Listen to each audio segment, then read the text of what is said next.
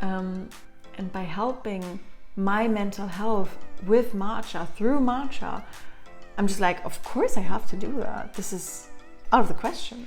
So, hi guys, welcome to About a Good Life. I'm Laura, and I talk with you today about how I managed it to drink 6 weeks, no coffee and matcha instead. And how do I feel? What does it do to my body? And I can't wait to tell you all about my journey. And we talk about matcha more than coffee. If you guys want to have, or maybe I just do a video about coffee, like drinking no coffee, but kind of nice. It's in that video too. So yeah, but we talk about matcha, the benefits. And yeah, if you like in general, have mindful content, talk about a good life, everything what includes a good life, a holistic, healthy life, subscribe my channel, give me a thumbs up, tell everybody you think, oh yeah, they could listen to that. And yeah, let's make this a huge thing because we only got health once. So let's take care of it, and we all deserve taking care of this. Yep, let's dive right into it. 6 weeks without coffee, matcha instead. Let's go.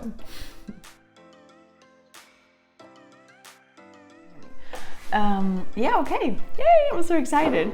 So a little bit of my coffee history. I think I drank 1 coffee every day, and then I had also the thought of I have to drink coffee. If not, I won't feel awake. I can't do things. Like literally, I thought I needed that kind of caffeine to just do something, which I'm like, shouldn't it come from the inside instead from something else from the outside? Whatever. So,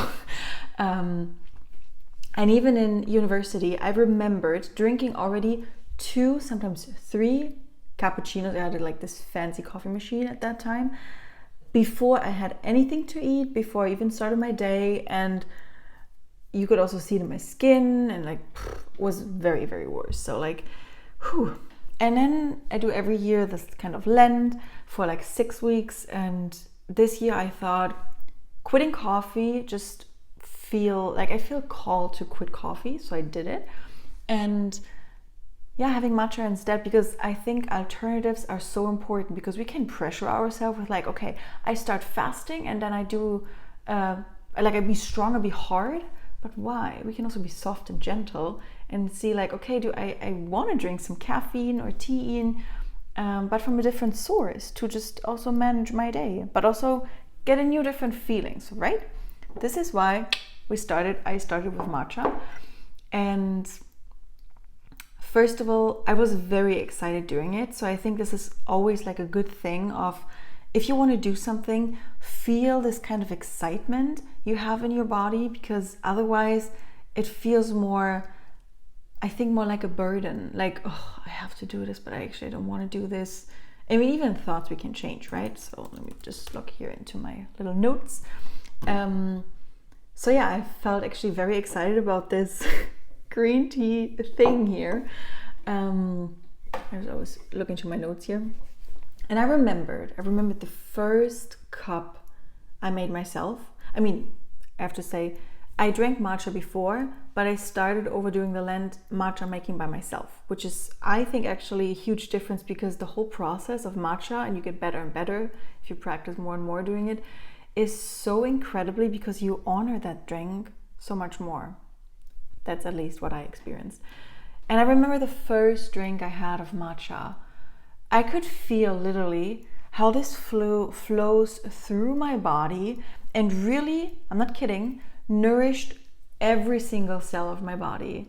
So incredible. Like really, like I had this mug in my hand, and I thought, wow, like after my first sip, and then I couldn't wait to like start the next day to just like make my matcha and drink my matcha again, to have this incredible feeling of nourishment.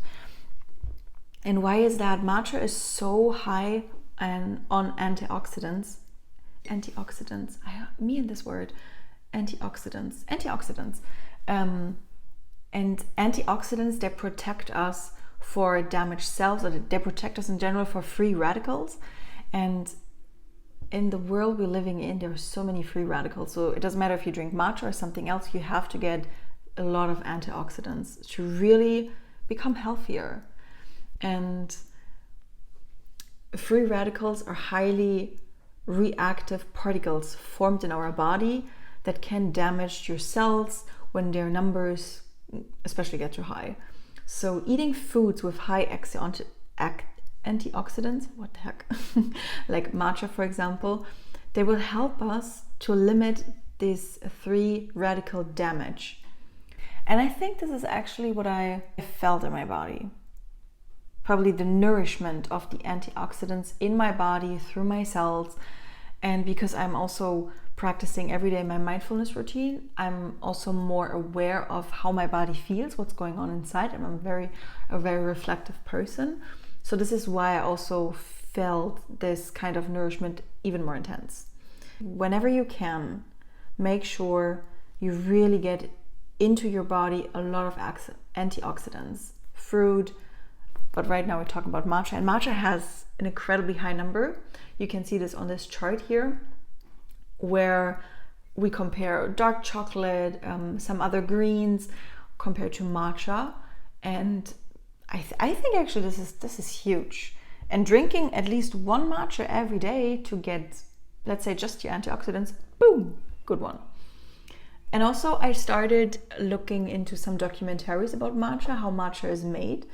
And even that gave me so much more mindfulness, but also I honored the whole product even more, because how matcha is made is incredible. Like 1 cup of matcha, like let's say one half tea, like a half a teaspoon, is just like one little leaf, like let's say not leaf, maybe 5 leaves of a green tea bush, which is wow. And getting into the matcha sector a little bit more, I appreciate it so much more. Drinking matcha, buying matcha, and maybe a few of us, we are just thinking about the price. Matcha isn't really that cheapest.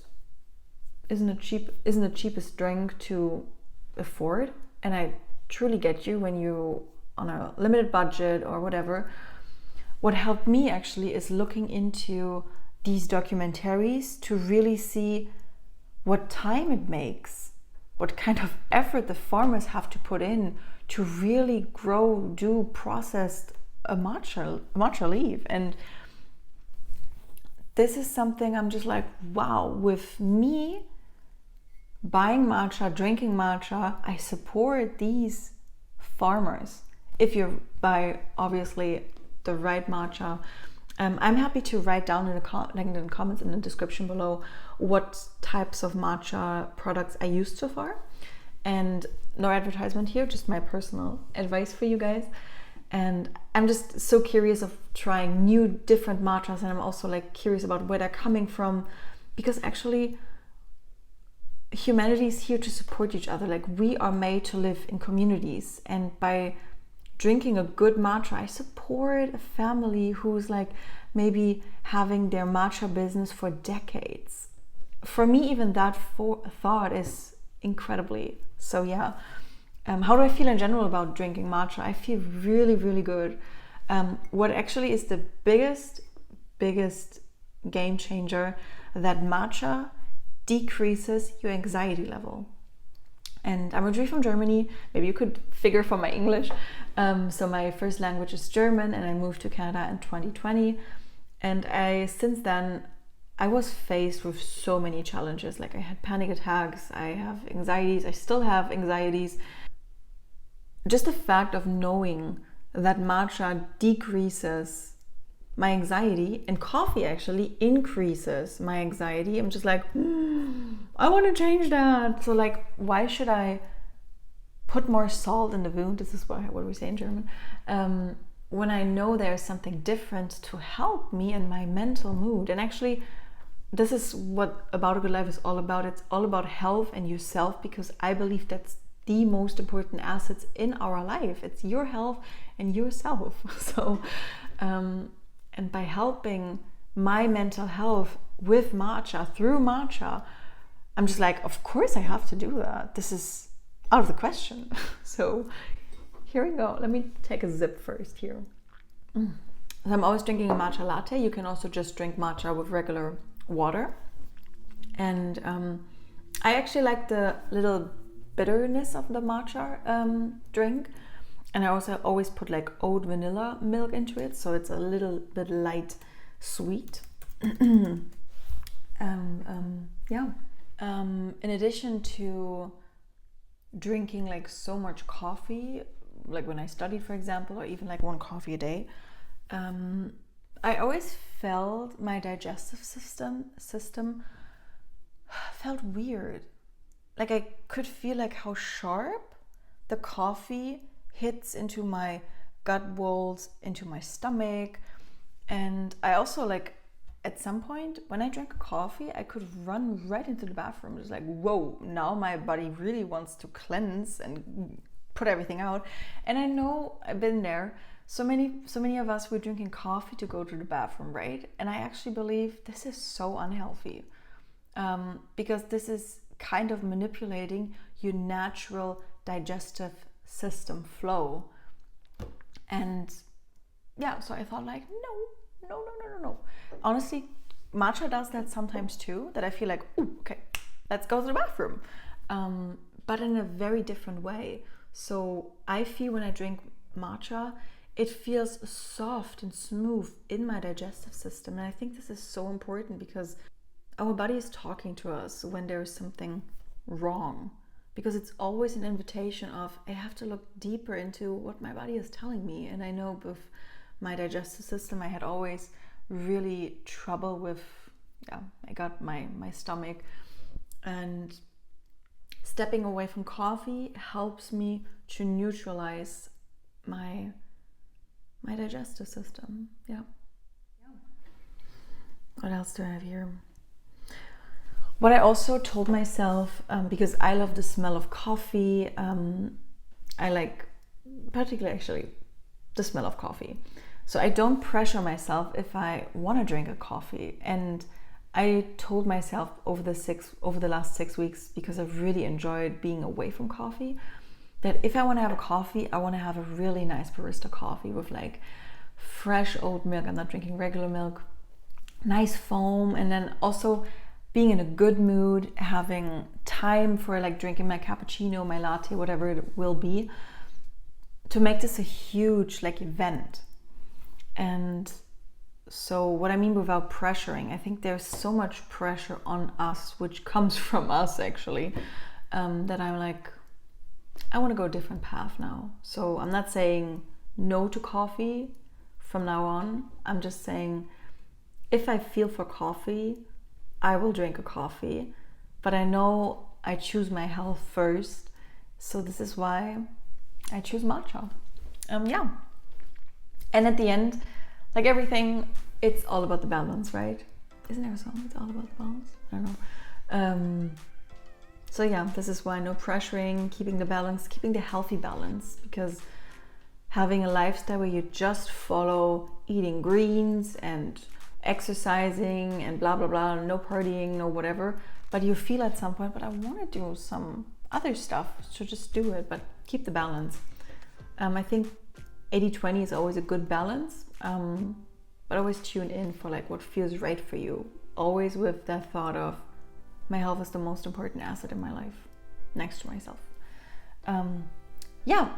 I hope actually that helps, and you could get in maybe an inspiration or whatever to think about, maybe I want to try this little green drink here.